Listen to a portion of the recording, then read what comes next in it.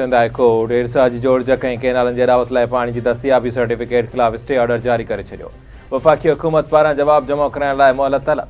अदालत वफ़ाक़ी हुकूमत खां 18 अप्रैल ताईं तफ़सीली जवाब तलब करे वरितो। दरख़्वास्त गुज़ार जे वकील मूजिबि इरसा में सिंध मां मेंबर जी मुक़ररी नाहे कई वई। इरसा जी जोड़जक गैर क़ानूनी आहे। इरसा 25 जनवरी ते चोलिस्तान ऐं थल केनाल जी रावत लाइ पाणी जी फ़राहमी जो सर्टिफिकेट जारी कयो हो।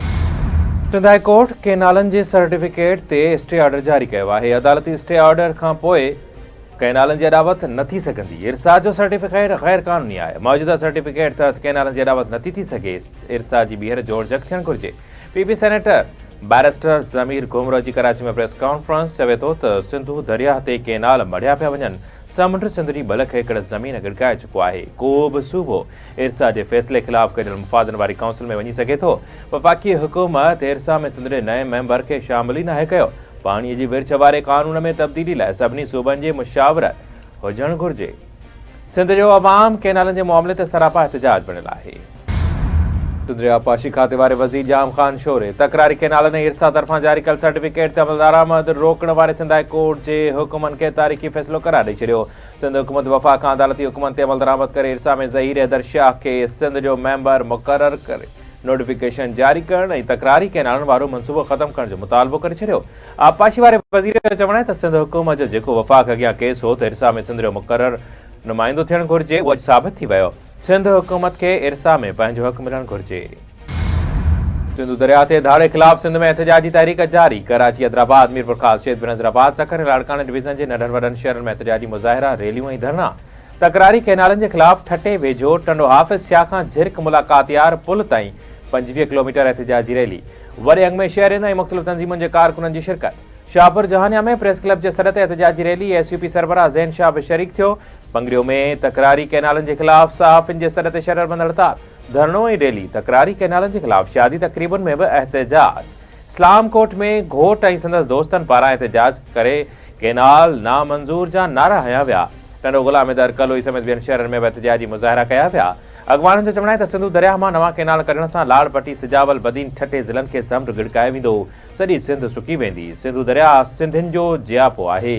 सिंध जो बचो पंहिंजे दरिया खे बचाइण लाइ मुज़ाहिमत कंदो। चोलिस्तान ऐं ॿिया केनाल क़बूल न आहिनि। सिंध खे बंजर बणजण न ॾिनो वेंदो। पाणी मामले ते संजीदगी अख़्तियार करणी पवंदी। तानो ॾिनो पियो वञे त असां पाणी जे मामले ते सियासत करे रहिया आहियूं। बेअक़ल माण्हुनि खे ॿुधाइणु चाहियूं था त पाणी ते जंगियूं लॻी वेंदियूं आहिनि। पाणी हसास मामिलो आहे। ख़ुदा न करे उन ते जंग जो माहौल पैदा न थी वञे। पीपल्स पार्टी अॻवान शाज़िया मरी जो क़ौमी असेंबली में ख़िताब चवे थी त समुंड में पाणी ज़ाया थियण जो बयानु ॾींदड़ मुल्क सां दुश्मनी करे रहिया आहिनि। रोज़ जे बुनियाद ते बयानु ॾिना वञनि था। लॻे थो त पाकिस्तान में बाहि लॻाइण जी साज़िश थी रही आहे। जेकॾहिं पंजाब पंहिंजे हिसे जे पाणीअ मां कुझु ठाहिणु चाहे थो त ठहणु ॾिनो वञे। केनालनि जे मामले ते सिंध जे वॾे वज़ीर सां ॻाल्हियूं थियूं आहिनि। केनालनि जे मामले ते सलाह मशवरा जारी आहिनि। मुल्की मुफ़ादनि खे तरजीह ॾिनी वेंदी। वज़ीर आज़म केनालनि जे मामले ते कमेटी बि जोड़े छॾी आहे। कमेटी इतिहादियुनि जे मामले ते गौर करे रही आहे। ग़लत फ़हमियुनि खां बचण लाइ एक्निक में केनालनि जी एजेंडा मुलतवी कई वई। केनालनि जे मामले ते ख़दशनि खे ख़तमु कयो वेंदो। नायब वज़ीर आज़म ऐं वॾे वज़ीर साख्तार जो क़ौमी असेंबली में ख़िताब। सुस वारे वफ़ाक़ी वज़ीर अता तारड़ जो चवणु आहे त केनालनि जो मामिलो टेक्निकल आहे। सलाह मशवरे सां हल कयो वेंदो। पाकिस्तान में पाणी ज़ख़ीरनि जी सूरत हाल संगीन थी वई। पाणी ज़ख़ीरनि में गुज़िरियल साल जे भेट में 4,91,000 एकड़ फीट पाणी जी खोट। ज़रियनि मूजिबि गुज़िरियल साल 7 अप्रैल ते तरबेला, मंगला ऐं चश्मा में पाणी जा ज़ख़ीरा 8,88,000 एकड़ फीट हुयो। अॼु टिनी डैमनि में पाणी जो ज़ख़ीरो 3,91,000 एकड़ फीट आहे। गुज़िरियल साल तरबेला में 2,65,000 एकड़ फीट पाणी ज़ख़ीरो हो। हिन वक़्तु तरबेला में पाणी जो ज़ख़ीरो 81,000 एकड़ फीट रहिजी वियो आहे। मंगला डैम में पाणी जो ज़ख़ीरो 4,12,000 एकड़ फीट पाणी हो। अॼु 2,48,000 एकड़ फीट पाणी रिकॉर्ड कयो वियो। गुज़िरियल साल चश्मा बैराज में 2,11,000 एकड़ फीट जे मुक़ाबले में पाणी जो ज़ख़ीरो रुगो 72,000 एकड़ फीट आहे। बिजली क़ीमतुनि में वधीक घटिताई जे लाइ कोशिशूं जारी आहिनि। आलमी मंडीअ में पेट्रोलियम शयुनि जे अघनि में लात थियण ते हिकु भेरो ॿीहर पेट्रोल जे बदिरां बिजली सस्ती कंदासीं। अवाम खे पेट्रोलियम शयुनि जे अघनि में लात जो फ़ाइदो बिजली जी क़ीमत में वधीक घटाए सां ॾींदासीं। वज़ीर आज़म शहबाज शरीफ़ जो आला सतही इजलास खे ख़िताब चवे थो बिजली जे फ़ी यूनिट में लात सां क़ौम खे हर शोबे में लाभ थींदो। खेसि उमेद आहे त ईंदड़ कुझु महीननि अंदरि वधीक बहितर नतीजा साम्हूं ईंदा। सिंध वरे वज़ीर सैयद मुराद अली शाह जी सदारत हेठ अमन अमान जी सूरत हाल इजलास सूबे में अमन अमान के हर सूरत में बेहतर कयो वञे। वरे वज़ीर जी हिदायत। वरे वज़ीर लाड़काने सखर डिवीज़न जे पुलिसिंग के बेहतर करण ऐं मुस्तहकम करण जी हिदायत कंदे चयो आहे त सूबे में मुकम्मल कागज़नि जा मोबाइल फ़ोन ख़रीद ऐं विकिरो जी इजाज़त आहे। कराची शहर मुल्क जो वॾो मोबाइल मार्केट आहे। कारोबार कंदड़नि खे वाज़े पैगाम ॾिनो वञे। दुकाननि ते हर नए तोड़े इस्तेमाल थियल मोबाइल फ़ोन जी ख़रीद ऐं विकिरे जो बाक़ाइदा रिकॉर्ड मेंटेन थियणु घुरिजे। मोबाइल मार्केट्स एसोसिएशन सां ख़रीद ऐं विकिरे जे SOPs खे बि तय कयो वियो आहे। स्टील मिल्स जा बरतरफ़ मुलाज़िम बहाली लाइ सरापा एहतजाज। मलीर जे बिन क़ासिम रेलवे स्टेशन वटि धरणो हणी वेही रहिया। धरणे में औरतूं ऐं ॿारड़ा बि शरीक। धरणे सबबि गुज़िरियल केतिरनि ई कलाकनि खां रेलवे ट्रैफ़िक मुअतल। कराची जो सॼे मुल्क सां रेलवे राब्तो कटिजी वियो। अप एंड डाउन ट्रैक ते मुख़्तलिफ़ शहरनि खां वेंदड़ ट्रेननि खे रोकियो वियो।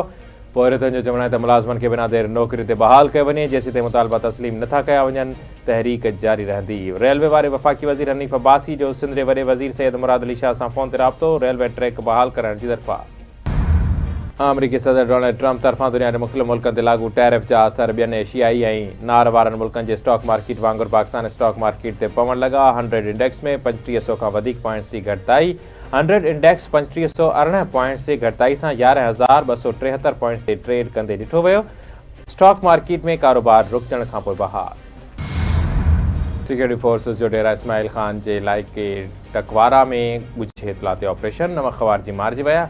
ISPR मूजिबि ॻुझे इतला ते 6 ऐं 7 अप्रैल जे राति जो ऑपरेशन कयो वियो जंहिंमें 9 ख़वारिजी मारिजी विया। मारिजी दहशतगर्दनि में ख़वारिजनि जो कमांडर शीरीन बि शामिल आहे। मारिजी वियल ख़वारिजनि वटां वॾे अॻ में हथियार हथ कया विया। ख़वारिजनि जे कमांडर शीरीन दहशतगर्दी वाक़िअनि ऐं बेगुनाह शहरनि जी टारगेट किलिंग में घुर्बल हो। मारिजी वियल ख़वारिजी कमांडर 20 मार्च ते कैप्टन हसनैन अख्तर खे शहीद कयो हो। 20 ॾींहं गुज़री विया आहिनि। टोपी ड्रामो न हलंदो। वाइदो पूरो करणो पवंदो। कराची तासुब दाबनि ऐं लाशनि जी सियासत खे रद्द करे चुको आहे। कराची खे कम ख़िदमत ऐं पॉलिसियुनि वारी सियासत घुरिजे। कराची जो केस विड़ी रहियो आहे। मुख़ालिफ़ बयानबाज़ी ऐं इल्ज़ाम तराशी करे रहिया आहिनि। हाणे कराची 12 मई वारो शहर नाहे रहियो। गवर्नर साहब मां पोइ ते हटण वारो न आहियां। कराची जे मेयर मुर्तज़ा वहाब जी प्रेस कॉन्फ्रेंस।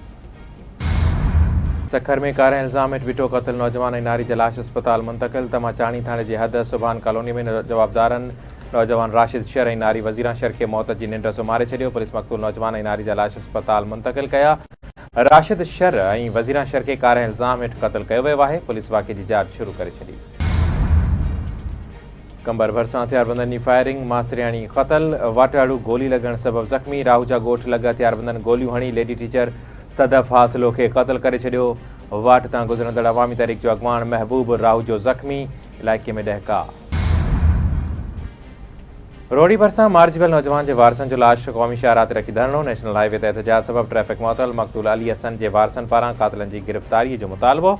दबर थाणे जे हद दरगाह मियां जलाल वटि हथियारबंदनि जी फायरिंग में नौजवान अली हसन मारिजी वियो हो। गड़ी ख़ैरे लॻ सनाणी ऐं आजी जो बिरादरी जे ॿिनि धुरियुनि में पुराणे तकरार तां जहिड़ो फायरिंग हिकु ॼणो मारिजी वियो। मक़तूल आज़म हाजी जो मड़ अस्पताल मुंतक़िल। वाक़े खां पोइ धुरियुनि विच में सख़्त चिकताण। इलाइक़े में ॾहका। हैदराबाद मीरपुर ख़ास ऐं सखर तालीमी बोर्ड तहत 9 ऐं 10 जमायत जा सालियाना इम्तिहान। सखर बोर्ड तहत 9 क्लास जो अंग्रेज़ी जो पर्चो वरितो वियो। इम्तिहानी मर्कज़ में कॉपी जी धूम मतल। इंतिज़ामिया तरफ़ां इम्तिहाननि खे नज़र में रखंदे कलम 144 लागू करे छॾियो। हैदराबाद तालीमी बोर्ड तहत इम्तिहाननि में 1,58,284 ऐं मीरपुर ख़ास बोर्ड तहत 65,000 उम्मीदवार हिसो वठी रहिया आहिनि। सखर बोर्ड तहत 9 ऐं 10 जमायत जा इम्तिहाननि में 1,10,542 शागिर्दियाणियूं ऐं शागिर्द हिसो वठी रहिया आहिनि। घोटकी मां 27,740, ख़ैरपुर मां 53,078, सखर मां 29,724 शागिर्द हिसो वठी रहिया आहिनि। सखर रीजन में 216 इम्तिहानी मर्कज़ क़ाइमु कया विया आहिनि।